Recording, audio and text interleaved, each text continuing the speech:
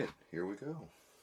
I think we're going to get a little bit more of the sap green that we got from yesterday. We're doing more of that grid technique that we started yesterday. And it's really looking like the painting is shaping up. The painting, I was a little bit worried about it.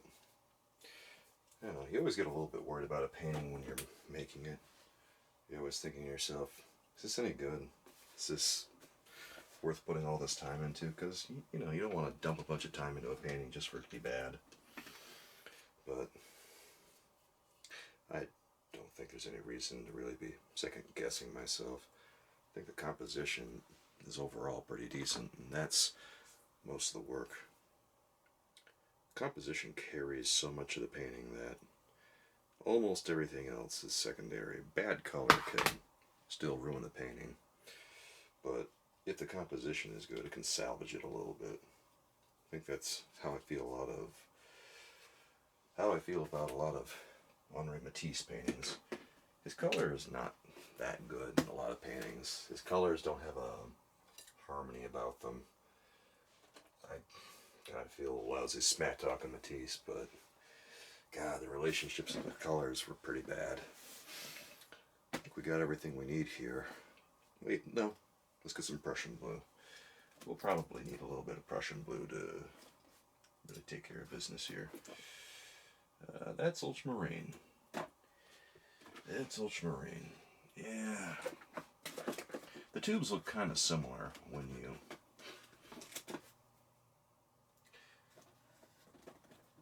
are looking at them independently, but when you look at them individually, I mean, you can tell the difference pretty easily.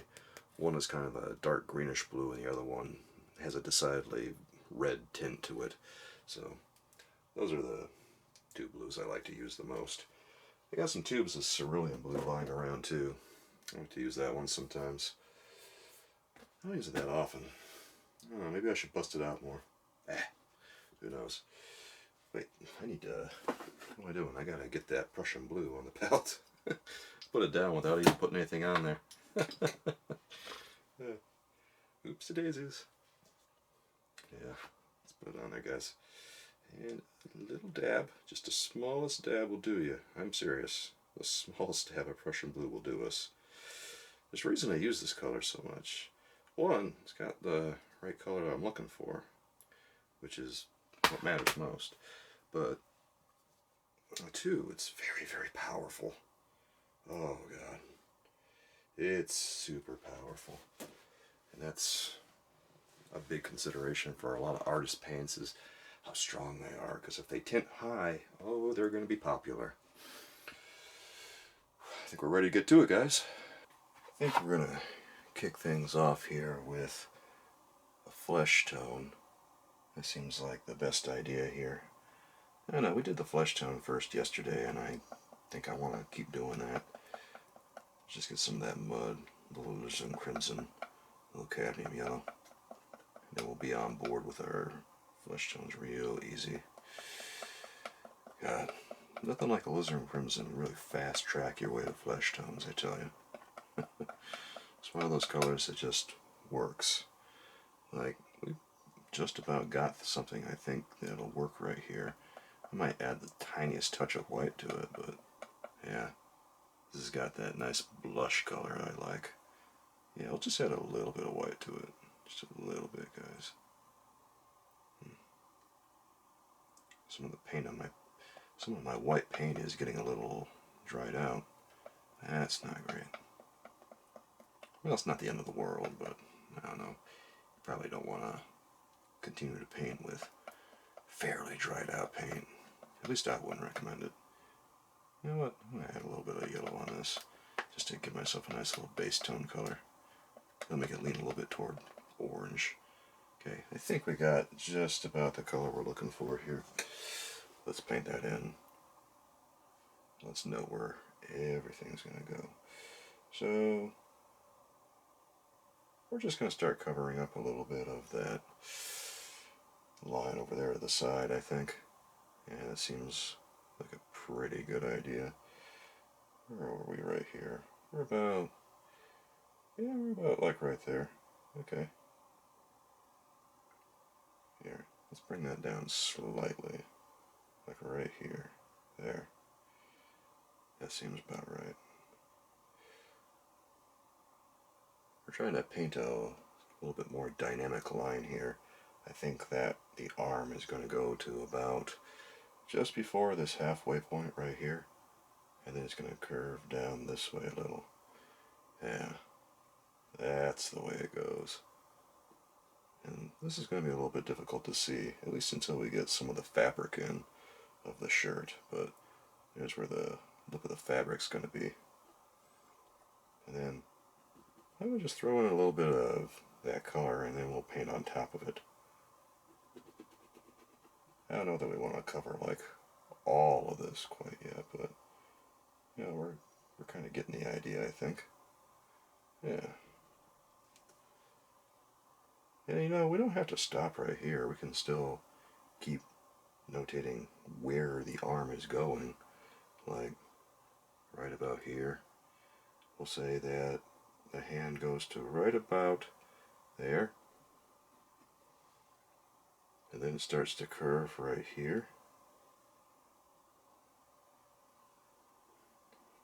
And then right about that, I think, is how we're going to notate the arm. Actually, we'll bring it over here a little bit.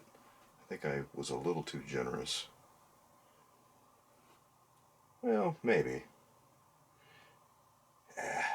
It's fine. It's fine. Just about everything here is pretty okay, I think. Let's not get too carried away. I just wanted to put that line up there. You guys can't see a lot of that. And, well, it kind of defeats the purpose to go ahead and start painting the rest of it.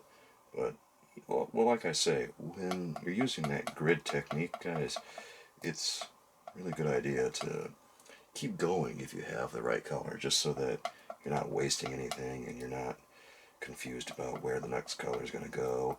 And you'll just continue to draw the arm, continue to draw whatever it is you're painting, and use what you've already created. If it's the right color, keep doing it. I don't know about this. It doesn't seem like there's much of a highlight in this area. It seems like it's a lot of more shadowy type colors. So it's going to be a lot of darker alizarin crimsons and darker cadmium yellows. We need to mute this a little bit, I think. Yeah, a little bit more yellow this time around. Let's check that.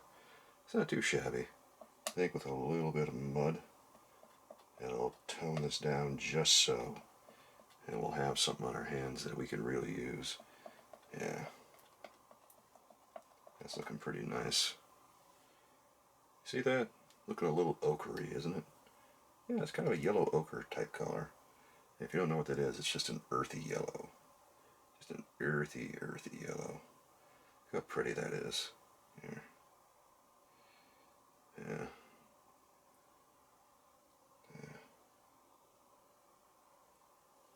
Maybe I'll bring some of that over in here. I don't know.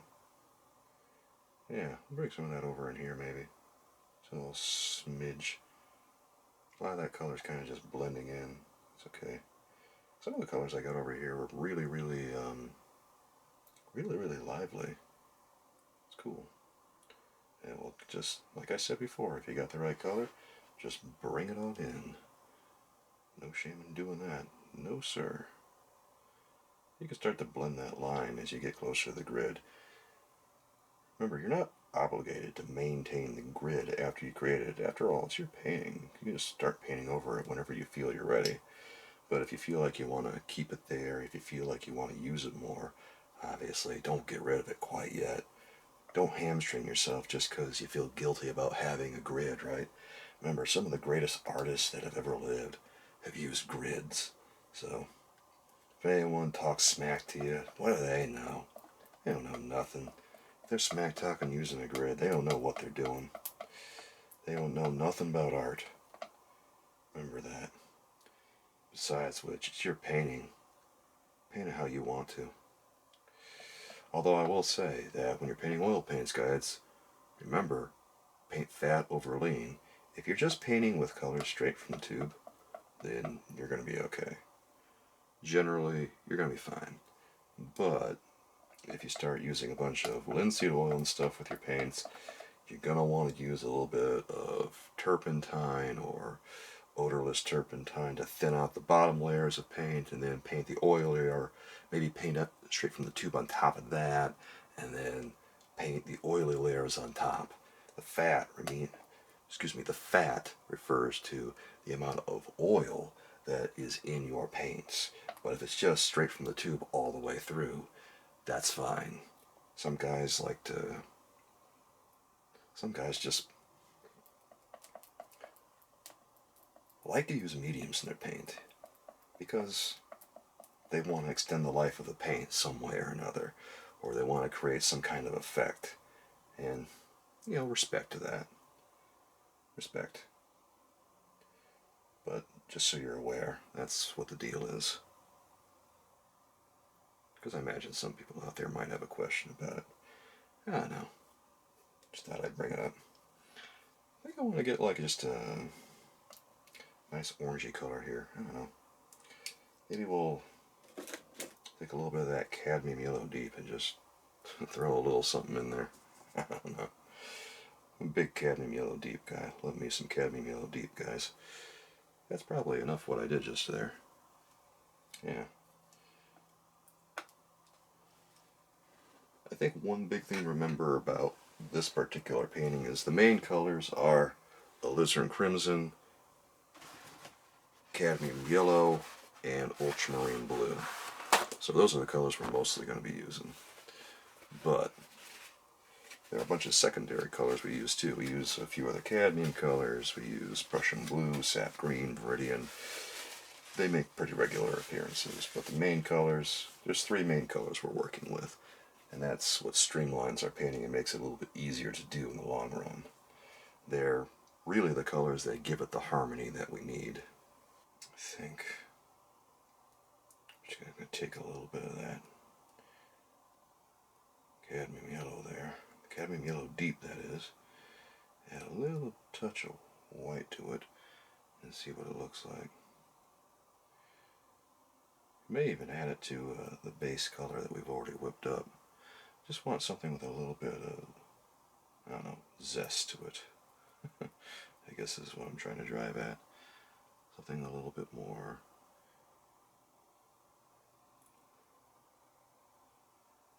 just strident. Something that's very, very bright. But, also not too bright. You're always riding a fine line when you're painting. See what that looks like. That looks okay. Maybe just a little bit more yellow on there. I think we'll have something.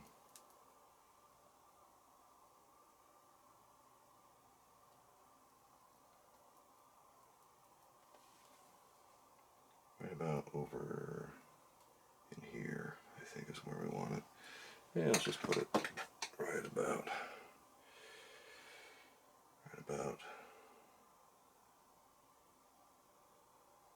there for one. It might be a little too bright. There. We'll just throw a couple of things in there. A little something right up here. Maybe a little something here too. Just little things like that to help tie it all together. Yeah.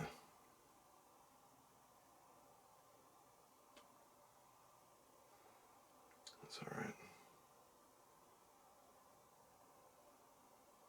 Okay.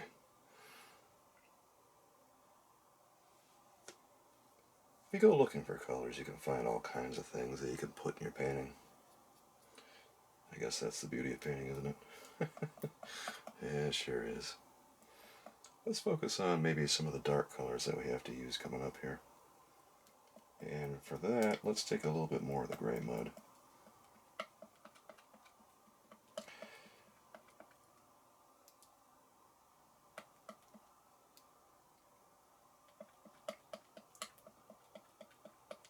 Sometimes I think to myself,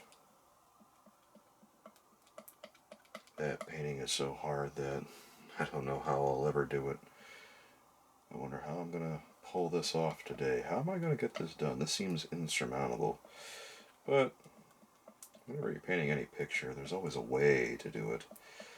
Sometimes you don't like the way that it's going to happen. Like, sometimes you have to resort to some techniques that maybe you don't want to do particularly badly. But in the end, it works out for the best. Okay, I think we have a sort of mid-tone color here that's going to work well for the pants on the figure. Let's go ahead and start putting it in. And we'll start like right about here. Just a little bit, a little bit.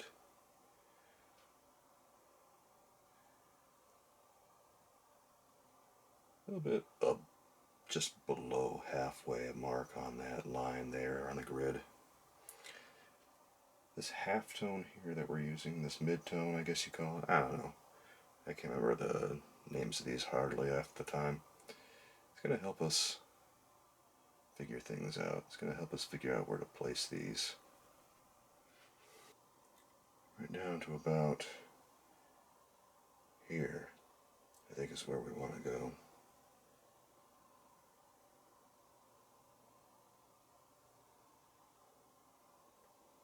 It should about do it. And then right to about here at the top of the grid is where I think this shirt is going to terminate. Okay. And then there'll be a bunch of fluff over here, for lack of a better word. And I think we're onto something right now. Okay.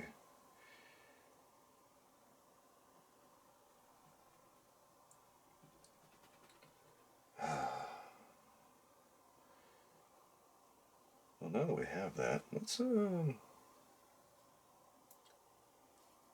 ahead and just bring that line over here. Yeah. Line continues over this way just a little bit. Just a little bit. Goes up a little higher. Right over here.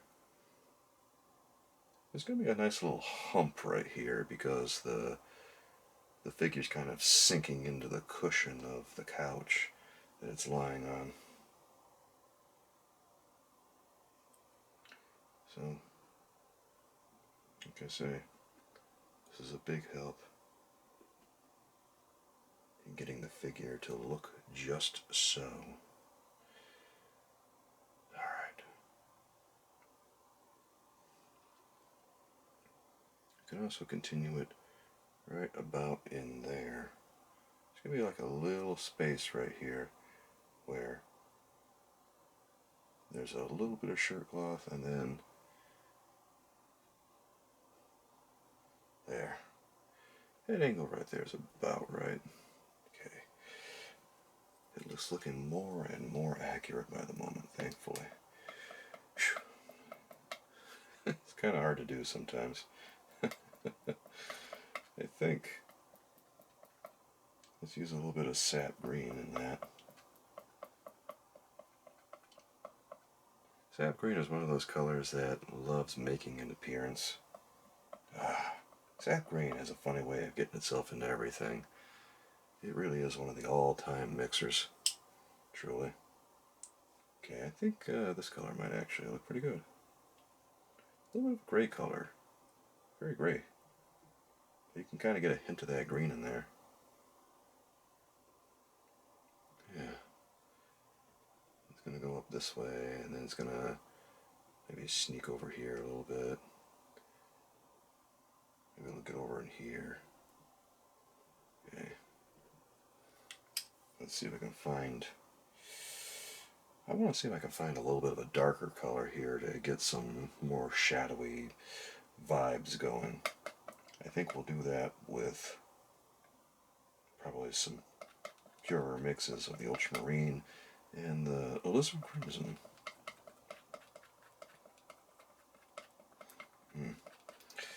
These paints are alternatively very violet and very green.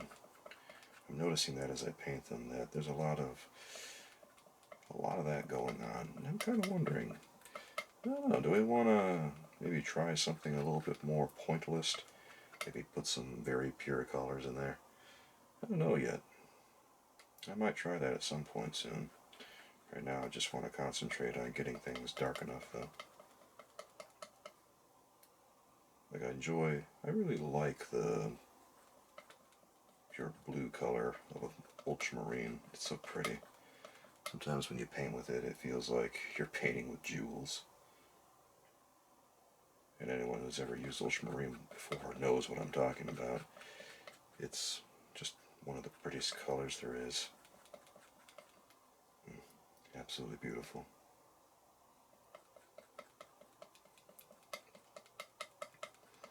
When I was working on another version of this painting a while ago,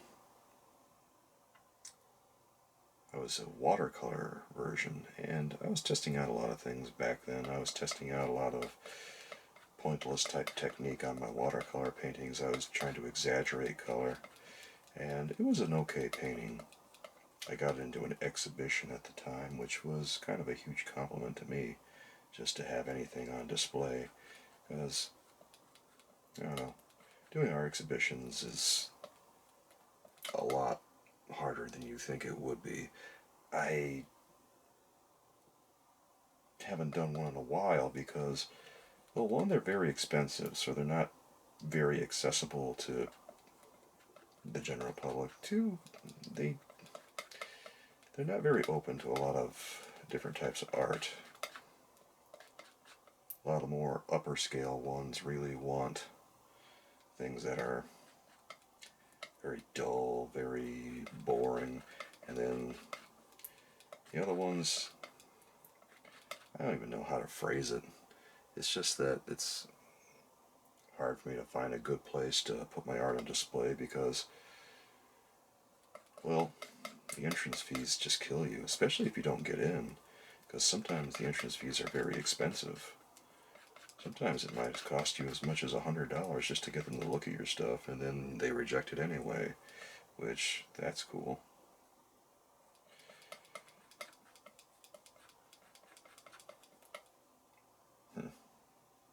So I guess there's a reason I don't do it, and there's a reason that all those organizations that are so prestigious are mostly old people, because no one wants to spend the money to be a part of them. In all honesty, why would you go through the trouble? I decided not to bother. As nice as it is to have your name with a organization attached, is it really worth that much money? Probably not. Alright, I got myself a little bit of a violet color here, which I think is very pretty in its own right. And honestly, we probably want to get something a little bit darker at the bottom here anyway, because this is where the figure's going to have a little bit of a shadow cast up against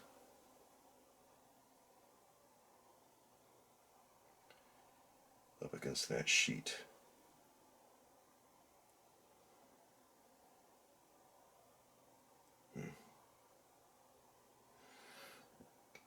I'm realizing that this is kind of a darker version of that mid-tone tone we conjured up a little bit ago. But even so, it is much darker, so it's going to probably be better for us in the long run, just in terms of getting the shadows down. And we'll go ahead and put that right in here, I think. Yeah, that's fine. This will just splotch it in right here. Splotch it in, yeah. That time-honored technique of just haphazardly applying colors. Yeah, it's worked so well for me in the past. No, no it hasn't. And then right here. There we go. Just bring that down a little bit, and okay. And that gives us a little bit of room to put in our shirt and all that, and the cloth and what have you. And this over here, this dark color right there.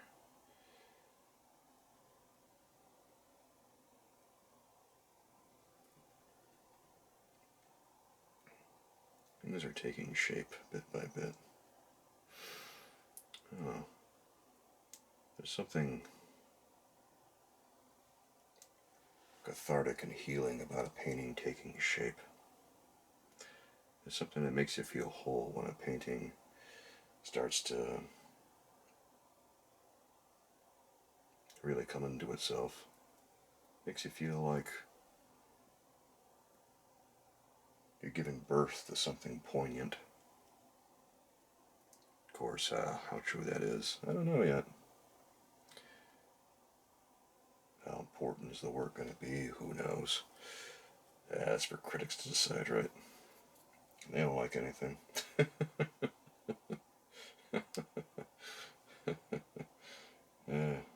Yeah. Okay, some of that gray with a little bit of that purple mix, I think will go good here. Maybe a little bit of red. Yeah.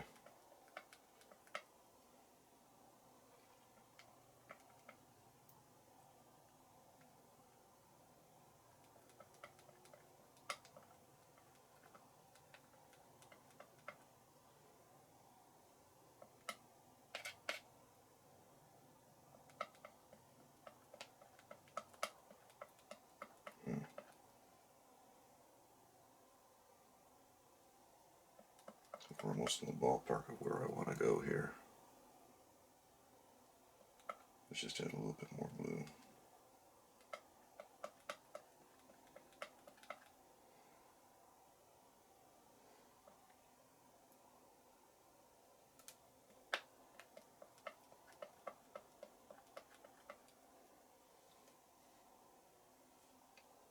Okay, let's see how it looks. That's not too bad. I feel like I say that a lot, but that's not too bad. Well, hey, if it's not too bad, it's not too bad, right? Yeah. Getting a painting to look good, hey, that's half the battle.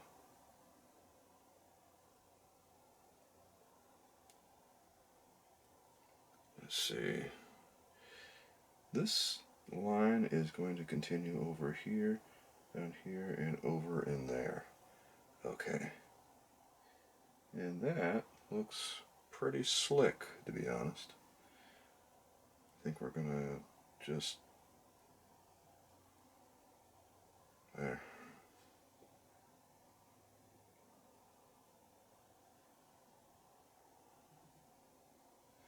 That's better. That's better. Okay.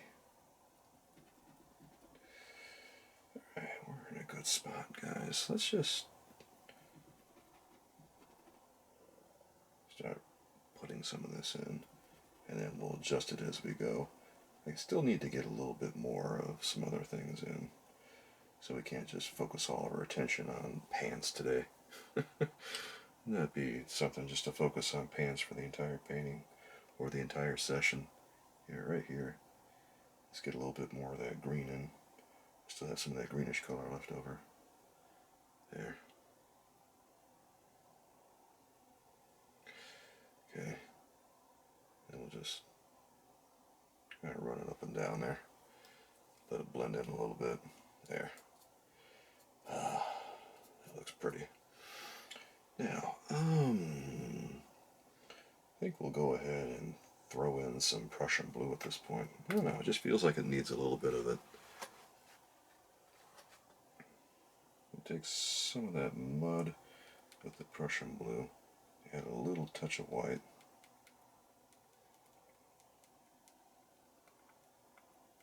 And inevitably we're going to have a color that's going to look, ooh, it'll look about what we want. That mud just kind of works its way into our colors, doesn't it? How's that look up against the Prussian blue from the other parts? Not too shabby. Okay.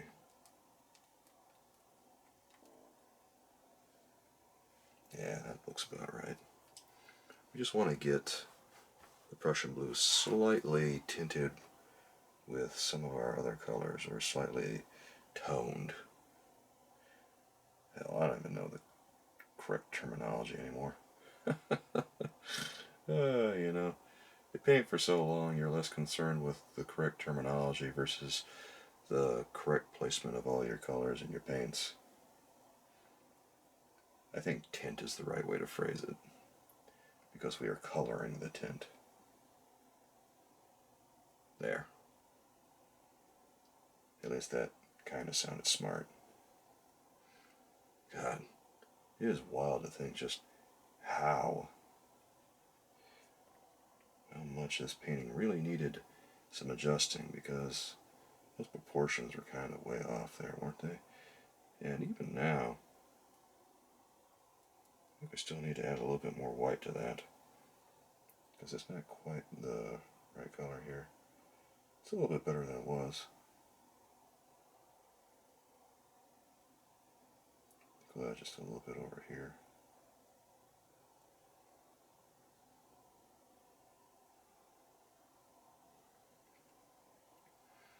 Yeah, you know, we can always adjust things as we go too. I say that a lot, but yeah, you can. You can just adjust things as you go if you don't like what you did. That is painting in a nutshell. If you don't like it, you just paint over it. Unless it's watercolor, then, well, you really need to plan things out ahead of time with watercolor. Watercolor is not that hard. It's just that you can't do it spontaneously in the moment and work out your composition after the fact. That's the problem that I think a lot of people have. They want to be able to work out their composition as they go. But with watercolor, you have to plan ahead. You don't really have a choice. And that, I think, is just upsetting to some people who want to rely on the spur of the moment.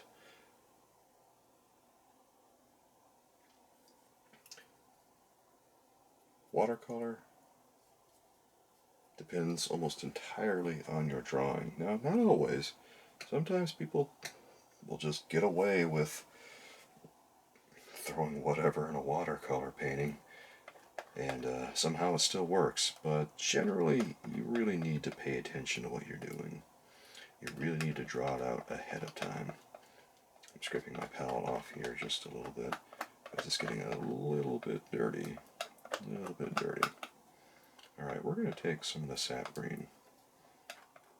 We're going to take some of that Sap Green and mix up another color. I think most of the sheets and everything is going to have a lot of that Sap Green color in there.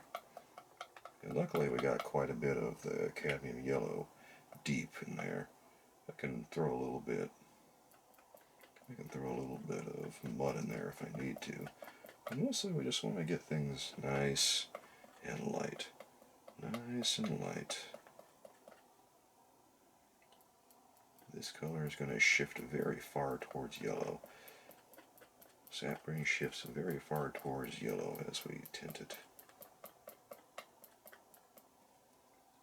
See how it's kind of just turning that nice yellowish green. In some cases, that's exactly what we want. Go ahead and just throw a little bit of that, like right there. Give it that vibrant sap color right in there.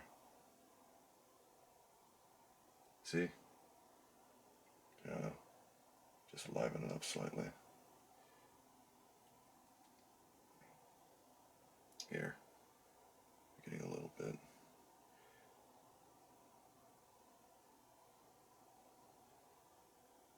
Let's bring this up a little bit there.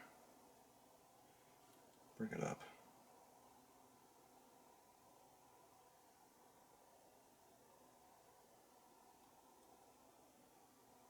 There's going to be a slight curve here. Like there. Like that. Very slight curve. There. It's getting to look a little bit more like what we want. And I'll just put another one like down in here.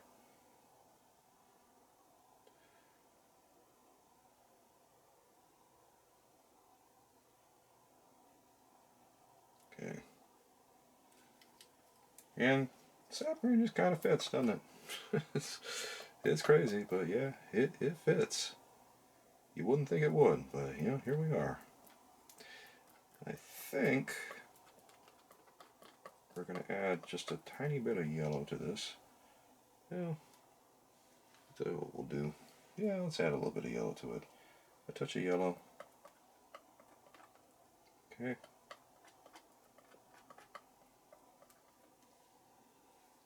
Getting there.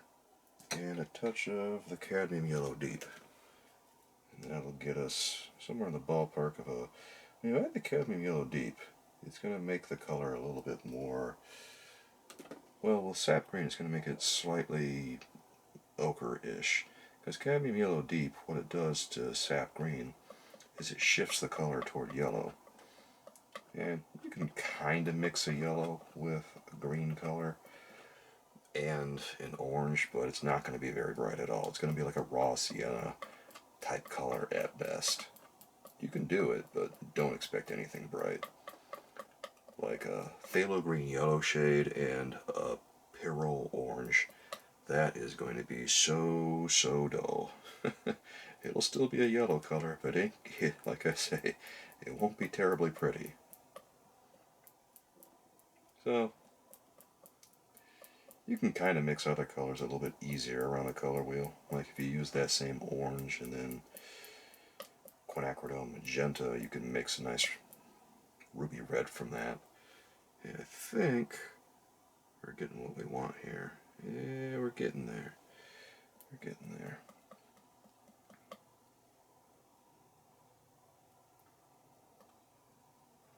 This is just going to be a very light color. Kind of obnoxiously light. Okay.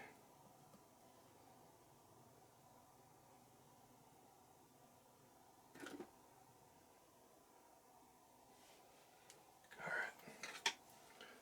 Let's go for it, guys.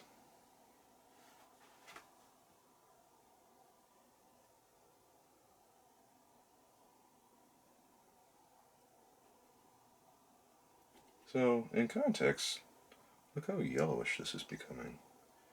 It's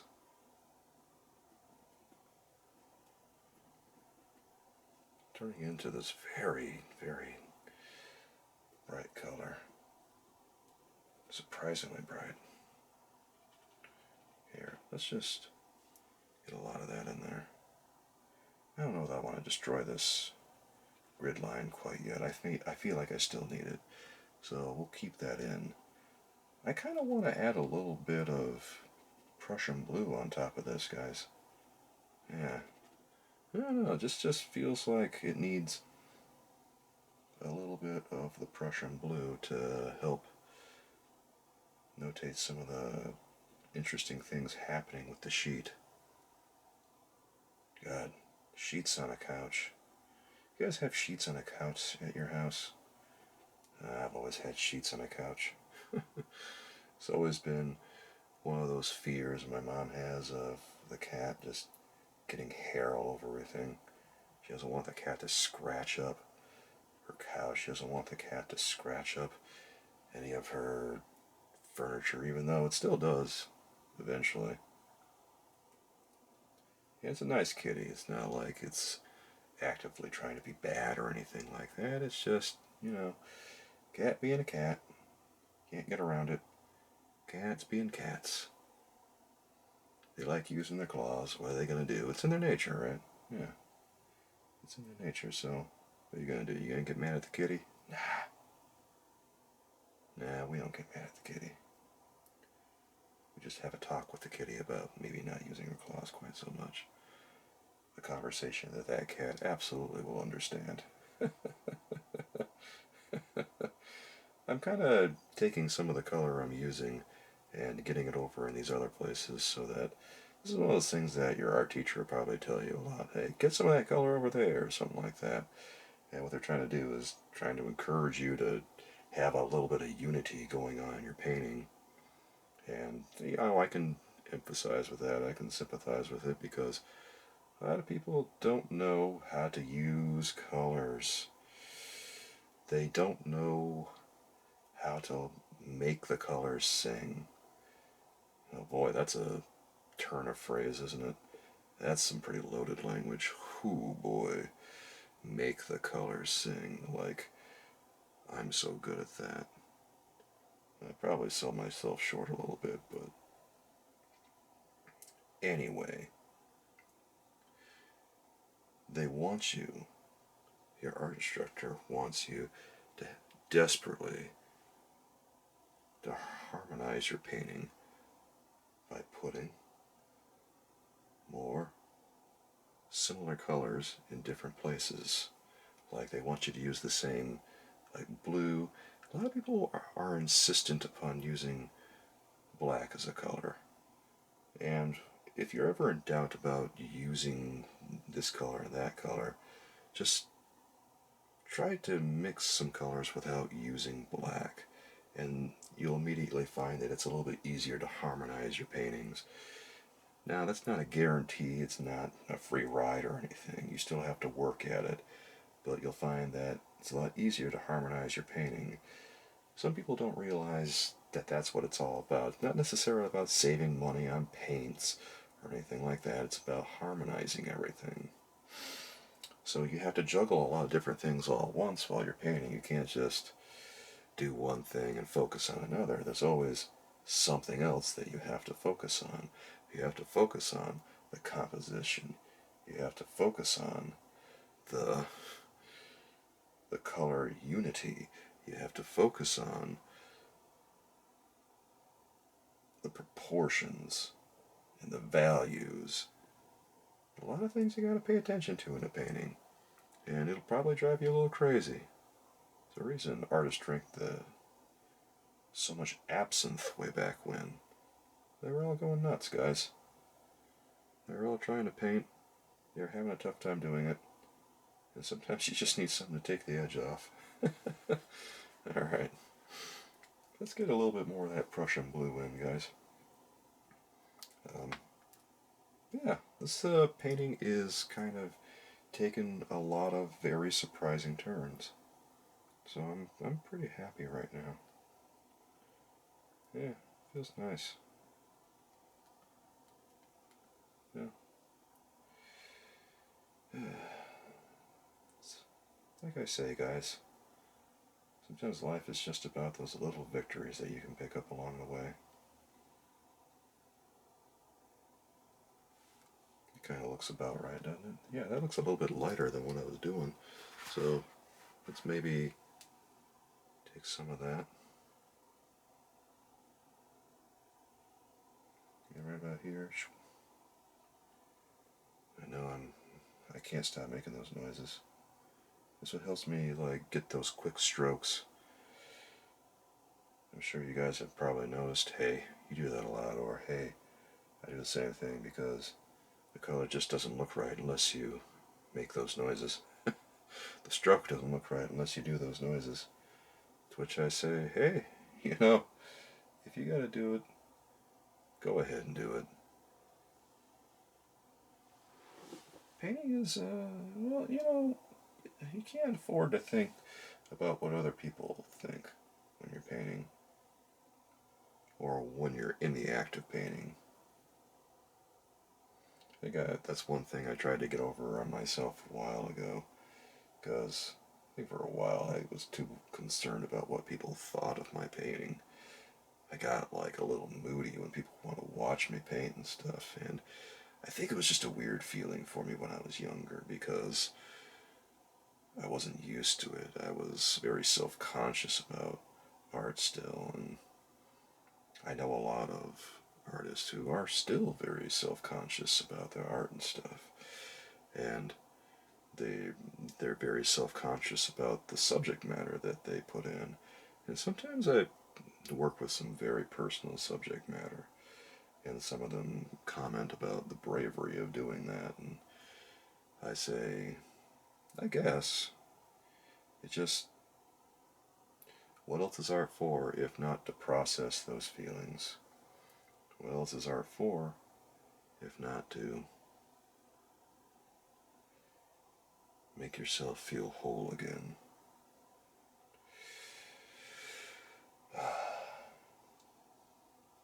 That's what art's all about. Making yourself feel like an entire person. have those days where I don't feel like I'm valuing myself as much as I should. I have those days where it feels like, well,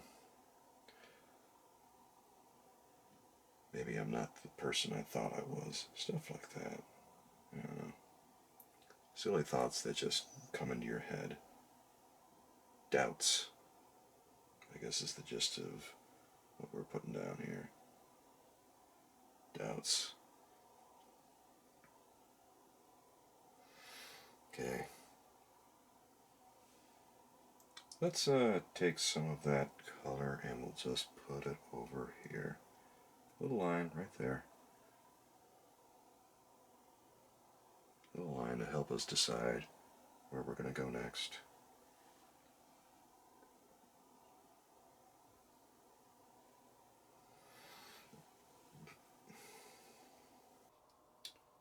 Another good day painting, guys. It's about time to scrape off the palette and make ourselves more mud. Yeah. How badly do we want to hold on to some of these colors? I guess, well, we gotta clean the palette off. There's just no ifs, ands, or buts about it. We gotta do it. You can really smell the cadmium. God, if you paint with cadmium, guys, there's a very familiar scent to them. Especially like cadmium red and stuff. You can smell the, like, selenium. You don't really smell it with cadmium yellow because cadmium yellow doesn't use selenium. But if you paint with a cadmium orange or a cadmium red, oh, you start to smell it. And it's either very comforting or it's a little overwhelming on some days. Different colors have different smells, guys. Did you know that? Prussian blue has a very thick iron smell, and cadmium reds have a very thick selenium scent. A lot of paints don't have much of a scent. A lot of times it's just the linseed oil you smell, but certain colors, depending on what they use, ooh, they can have a little bit of something going on there. I wouldn't recommend huffing your paint too much, but maybe you'll notice that sometime if you think about it while you're painting a picture next time. I don't know if anyone out there paints any pictures. Alright, that's about good. We should probably just, there's only so much we can do with mud. We just scrape off the palette, scrape it into a pile, and we're ready for next time. I'm pretty happy with the grid technique right now. I'm really feeling like this picture has got legs now. I was getting a little nervous for a while. I was getting scared. I was afraid for the painting, but I don't know, there's a lot of interesting colors, there's a lot of interesting things happening, and God, I feel like this might turn out to be a really good painting. I hope so.